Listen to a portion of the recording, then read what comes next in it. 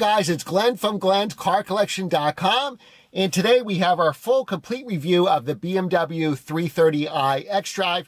I've been driving this car a week, courtesy of BMW Tenafly, while my E46 M3 is in the shop. My E46 M3, they finally fixed it. I can finally pass inspection, so make sure to subscribe for that. That'll be coming up next week, and you'll see how they were able to solve the problem when no other mechanic can do. So it wasn't an expensive fix at all, but it wasn't a very common fix. So you'll see that in an upcoming video. So let's do the complete review of the 330 right here.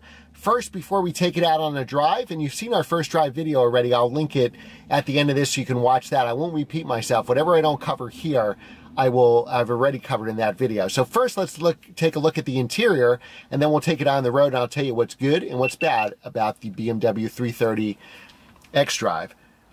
All right, GoPro, start recording.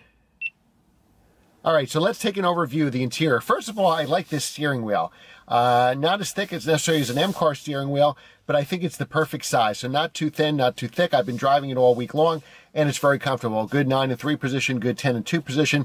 You have the controls right here for Bluetooth or volume. On the other side here, you have your cruise control. I never use cruise control, but I know most people do, and it's readily available right here. You have the gauges here. We'll start the car in a minute, and you can see the gauges light up. It's a nice interior, and this is a pretty base 330. I think it only has driver assist as the only option. Driver assist is a little intrusive. We'll talk about more than that in a minute. So here you have all the controls for your seats, your mirror controls, and folding in the mirrors, and then obviously the windows. The interior looks nice for a car with this base price. You got a big screen here with the navigation, which we'll go over in a minute. All your air conditioning controls, heating controls. We don't have cool seats in this car. We just have heated seats. And you have your cup holders right here, front and center. And then it's only available with an 8-speed automatic. You have your auto stop shut off. You can take off your electronic nannies. This engine start button. You have Sport, Comfort, Eco Pro, and reverse neutral drive. You can flip it over into manual mode, and then you can shift it yourself, and you do have to shift it yourself. If you put it in manual, it will not shift for you. And then obviously the park button here, iDrive, which is very good, and then your parking brake. So let's turn the car on, and then you can see it light up. All right, so we're going to turn it on right now, and you can see with the gauges come alive. So these are BMW's new gauges here. You have your tachometer, you have your speedometer. You know, I'm a big fan of the analog gauges, but I know it's a sign of the times. Everybody has digital gauges now. You have a really good navigation system here. It's excellent. You have the big screen here. It's very crisp, very clear. If we take off the parking brake now and put it in reverse, you have a really good camera. Camera's not huge, but the refresh rate is very good, and it's a very clear picture. So it's obviously a very nice place to be. If you like sunroofs, this is your car, because you got a huge sunroof up here. You can open, close it, tilt it, and you have the cover will come across. We'll keep it on just because we need some more lighting on this video. All right, so now let's take the car for a drive. GoPro, stop recording. And I'll tell you, now that I had this car for a week, which is much longer than I usually review a car, which is usually a couple hours, sometimes only an hour. Now that we've had this car a whole week, I can really give you a good idea of what's good about it and what's not so good.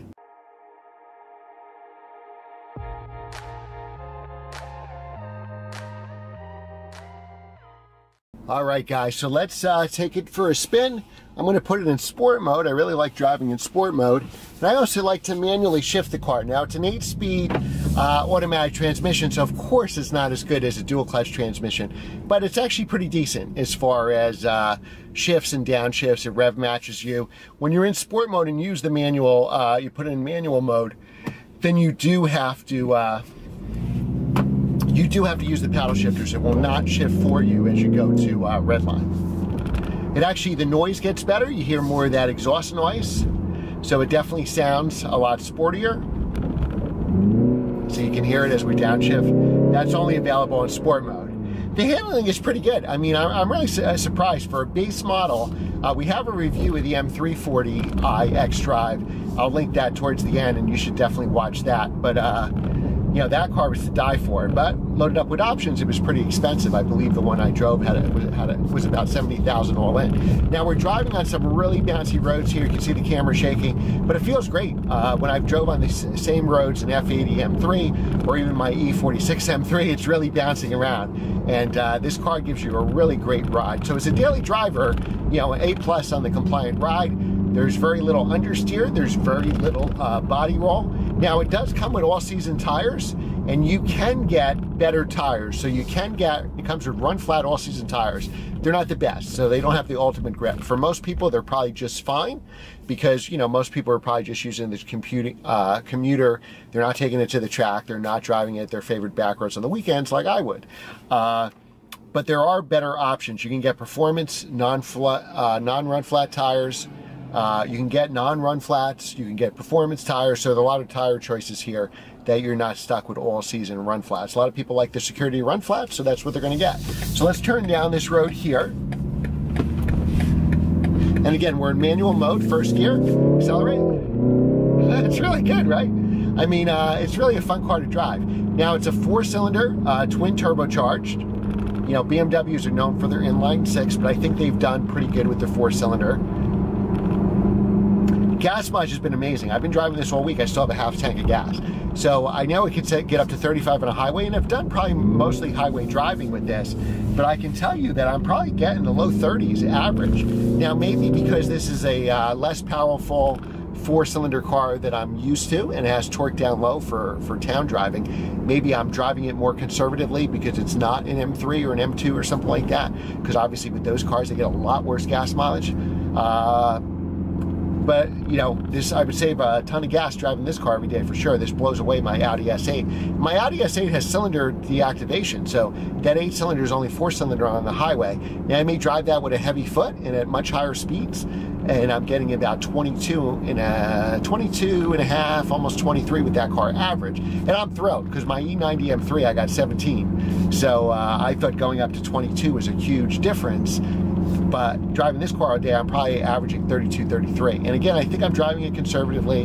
I'm not really going too much over the speed limit, so it's not like I'm going 80 miles an hour or something like that. Obviously, the higher you go, the more gas mileage you're affected. Now, it's fairly quiet in here. We'll put it back in comfort mode. There's also an Eco Pro mode. I don't need, you know, you can get better gas mileage with that, but that doesn't really appeal to me.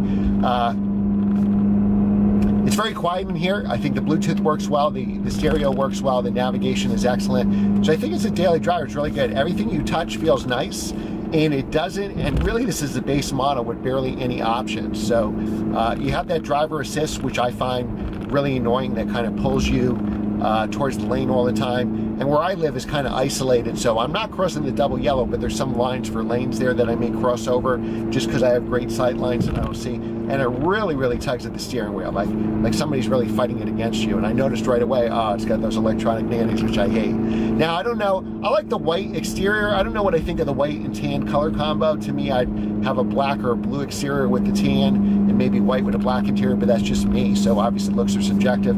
I think the looks of this car is really good. I love the tail lights. I think the big grille works on this car. I really like it. So I think if the new M3 is going to look more similar to this, we're fine. If it's going to look like those internet pictures with those giant grills like the new M4, then I think we're not so fine. The torquey motor, realistically, like I like normally aspirated engines, like my E46 M3 with the S54, they go to 8,000 RPM. So I love those cars, but realistically, if this is going to be a daily driver and you're doing chores and you're merging onto main roads or freeways, having that extra torque available immediately at 1,500 RPM really, really helps for this car. So as daily, it's very good. My wife drove this car. This being the all-wheel drive version is 0 to 60 in 5.3 seconds. The rear drive version, which probably nobody buys here in the Northeast where I live, is 5.6 seconds to 60. So that all-wheel drive will cost $2,000 more, but you'll get 0.3 of a second, 0 to 60. My wife drove this car. This is 3 seconds faster than our Jeep Grand Cherokee, and she loved it. She loved the handling. She loved the power of it. You know, I'm used to faster cars, so I certainly wouldn't call this powerful, but I think for most people, unless you're really a car enthusiast like me, probably wouldn't need to step up to the 340. You'd probably be very fine with the 330. So let's recap what I love about this car the most. I'm in manual mode now. I love how it looks. I like how it handles. Love the gas mileage. I think the interior is very comfortable. It's a very comfortable ride. I love the steering wheel. It feels really good in your hands all the time. I like all the technology in this car. I think the iDrive is very good and easy to use. I really love the navigation screen, the backup camera. I think it works fantastic as a daily driver. What I don't like, the tires I already talked about, but there's other options for the tires. I really hate these all-season tires. You can see the grip, if you drove aggressively, would give up pretty easily, but it's better in daily drive situations, especially in all different kind of weather that we'd experience here in the Northeast. Another thing I don't like is just the sound of the engine. It's very hard to make a 4-cylinder turbocharged engine sound good, and it doesn't sound good. It really doesn't. I mean, this is nothing to write home about. The engine kind of sounds coarse. It doesn't sound really exciting at all, and you know, I'll leave it at that. So those are probably the downsides of the car. This car, you know, new, if you can keep the options low, you can get it at a pretty good price. And you know, I'm sure because if you keep the options low, it'll probably lease pretty well too. I don't know what the lease payments are, and they change every month, so just contact BMW at Tenafly, because they were nice enough to give me this car for a week. And you can definitely, you see, look, I tried to change lanes there. If you signal, the nanny doesn't pull you over. So I was trying to switch on the right lane. There's nobody around me, nobody behind me. And I didn't signal because I'm a BMW driver. And when I didn't signal, it really pulled me back to stay in the left lane. But now with the signal on, as you can hear, it allowed me to change lanes without that electronic nanny. But overall, I think this is a great car. And I would definitely recommend it as a daily to somebody who wants to get into a BMW. All right, guys, so that's our full review. Remember to watch the first drive review, because that will go over everything we didn't go over in this video. So remember to like, share, and subscribe. And we have merchandise. We finally have Glenn's car collection. Once you hit 10,000 subscribers, YouTube will allow you to sell merchandise. So look below this video. There should be t-shirts. There should be stickers. So anything you guys buy, any portion of that I get goes directly into the channel for cameras, GoPros, the whole bit. All right, let's do a little bit of acceleration. There we go. Now there you have the shifting yourself. 0 to 60 in 5.3 seconds. It definitely feels believable for sure. And most of these cars are underrated. I wouldn't be surprised if this was more like 5.1 seconds. All right, guys. Thanks again for watching. Subscribe, like, share, buy merchandise, the whole bit, and I will see you next time.